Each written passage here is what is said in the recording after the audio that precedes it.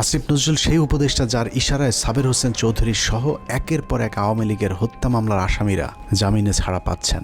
সূত্র জানিয়েছে, প্রতিটি জামিনে আসিফ নজরুল মোটা অঙ্কের টাকা নিচ্ছেন। সব শেষ, ঝিনাইদহের বিচারক জামিন দিতে না চাইলে তাকে ছুটিতে পাঠানোর ভয় দেখিয়ে ঝিনাইদহের আওয়ামী লীগের সাবেক এমপিকে জামিন দিতে বাধ্য করেন আসিফ নজরুল। ঝিনাইদহে নাশকতা ও হত্যা মামলায় গ্রেপ্তার আওয়ামী লীগের সাবেক 2 সংসদ সদস্যকে অন্তর্বর্তীকালীন জামিন দিয়েছে আদালত। আসিফ নজরুলের চাপে বিভিন্ন থানায় মামলা নিতে গড়িমসি করছে পুলিশ।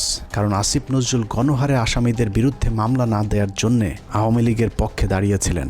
তার দাবি, শত শত মানুষের বিরুদ্ধে মামলা দেয়া যাবে না। অথচ আন্দোলনের সময় আওয়ামী লীগের হাজার হাজার সন্ত্রাসীরা ছাত্র হত্যায় অংশ নিয়েছিল, অথচ আসিফ নজরুল গণহারে মামলার বিপক্ষে। ঢালাও মামলার একটা খুব মারাত্মক একটা প্রকোপ দেশে দেখা দিয়েছে। এটা আমাদেরকে অত্যন্ত বিব্রত করে। এরই মধ্যে যেসব হত্যা মামলা হয়েছে তার অধিকাংশ আসামিকে ধরার কোনো তৎপরতা